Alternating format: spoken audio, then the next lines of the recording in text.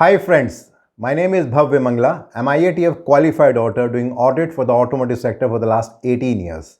I'm again back with a very interesting topic. What exactly is SWOT analysis? SWOT.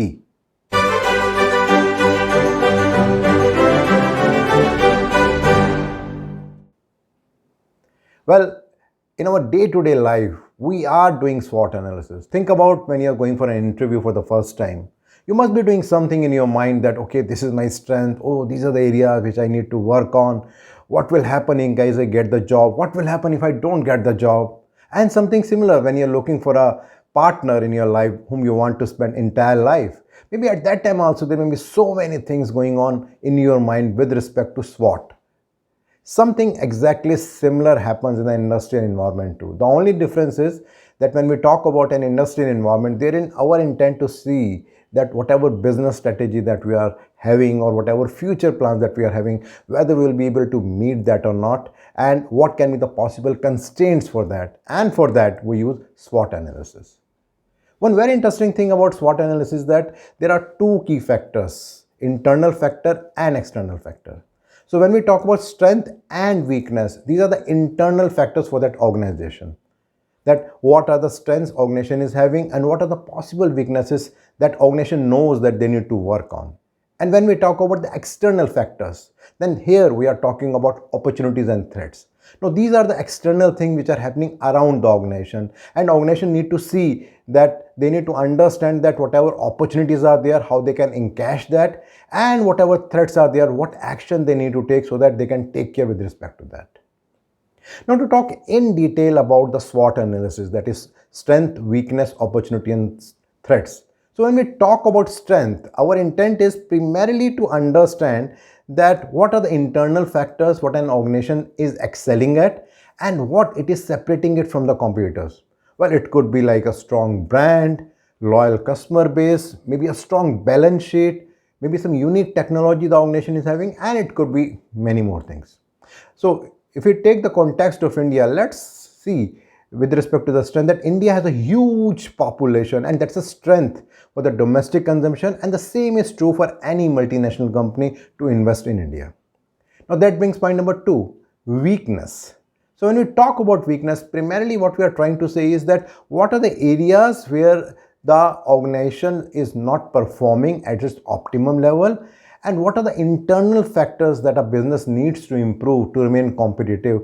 Maybe some weaknesses could be related to weak brand, or maybe high turnover of manpower, maybe high debt, maybe inadequate supply chain, or the lack of capital. To give an example with context to India again, the weakness part, the poor infrastructure and the bureaucracy, it makes it difficult for any multinational company to comfortably set up their company in India and to run their business for a long time. That means point number three, opportunity. So when we talk about opportunity, primarily it's an external factor wherein our intent is to understand that what are the potentials that organization is having which they can use it for their competitive advantage. For example, again in context of India, the government of India's initiative about Make in India, that strategy is creating an environment wherein domestic and international organizations are setting up their manufacturing base in India, just like as it is happening in China. That makes point number four, about threat.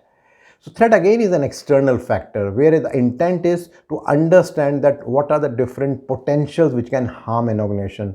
It could be like sanctions from any rich country, or can be bad relationship with your neighboring countries, say if we talk about in context of India with relations with Pakistan. And to give an example about it, till few years back, India was a favorable destination for the textile industry. But as the cost is increasing, the manpower cost is increasing, now the companies are finding it difficult to have a low cost production in India. So they are shifting to some other neighboring countries like Bangladesh and other countries like Vietnam and all that. Now that brings another point, that how we should decide that when we have to use a SWOT analysis. So there can be different factors or different possibilities when we have to use SWOT analysis. The first is that whenever organization is thinking for some big action, maybe they are looking for some new initiatives, maybe any internal policies which are being changing at that time, maybe any plan which they are changing in between, or it could be because the organization wants to grow exponentially And at that time, the company made think to look about that. So let's take one example with respect to a SWOT analysis, and through that try to understand that how the SWOT analysis can be prepared. So if you remember in my previous video with respect to Pestle, we took an example of electric vehicle sale in India. So I am taking the same example now with context to India.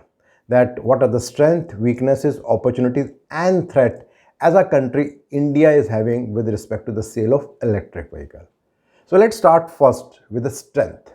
So when we talk about strength, primarily the first thing is that yes, government of India is very much focused on it, and especially it is evident from FAME 2 which came in 2019, where the FAME means faster adoption and manufacturing of electric vehicles in India.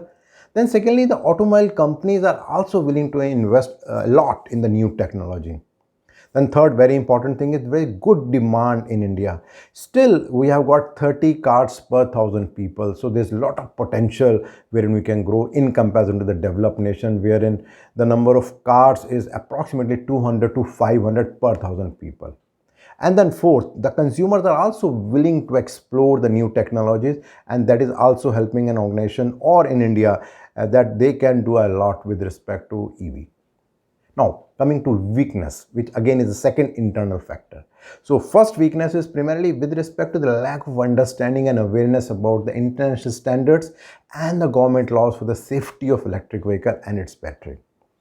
Then second, the lack of infrastructure for the battery charging and swapping. It's a big issue at this point of time.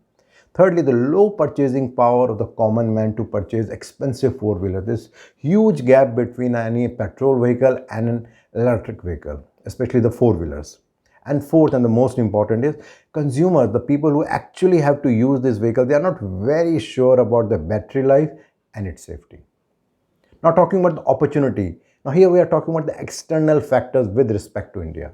So the first opportunity here I'm going to talk is with respect to that India is importing 80% of the crude oil and spending a huge amount of foreign currency.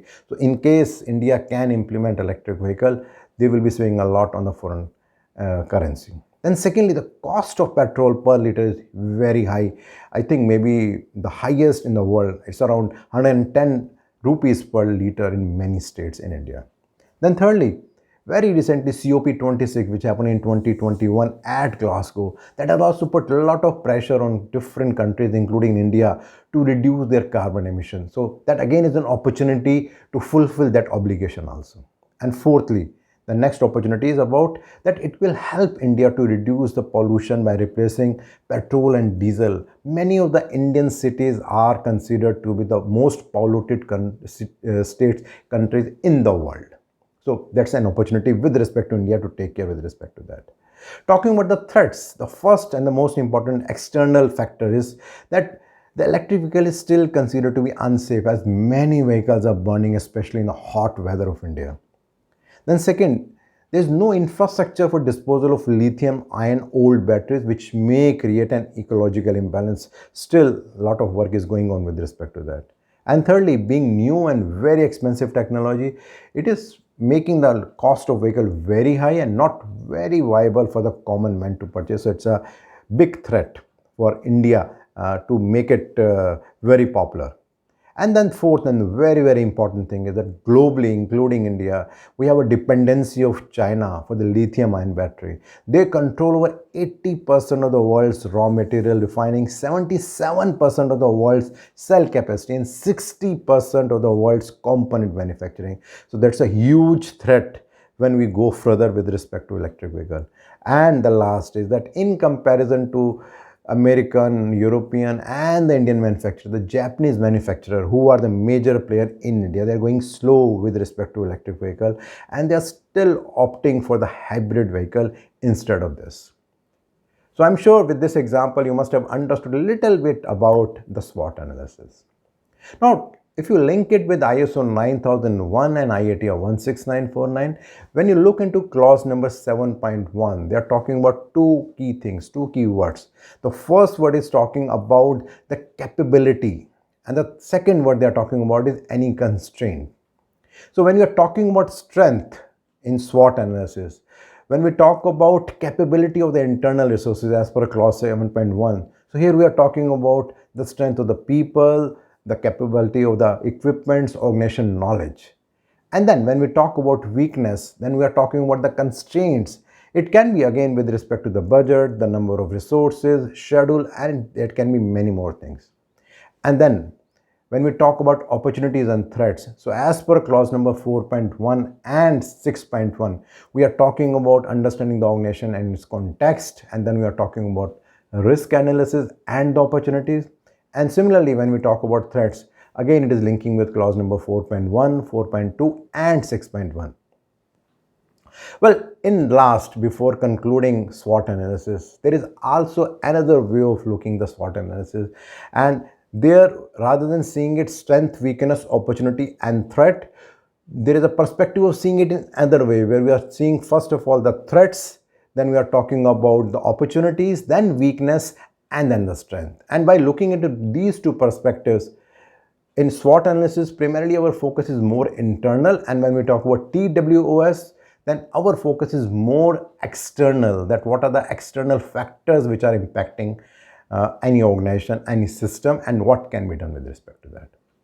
So if I do a summary, I talked about what exactly is SWOT analysis, what is internal factor, external factor, then exactly the meaning of strength, weakness, opportunity, and threats. Then I talked about one example with respect to the electric vehicle, then how it is linked with respect to the IATF 16949 and ISO 9001. Well, my next video will be with respect to the turtle diagram. Regularly, I'm getting a lot of feedback from your side and they're helping me to understand your expectations. So please do continue that. And in case you want to understand a little bit more about this particular video, you will find a link below. If you click that, you will find a blog there. And there you will find this information in much more detail. And in case you're liking these kind of videos and blogs, you can always share with your friends and colleagues, and you can subscribe to my YouTube channel, bhavyamangala.com. Thank you.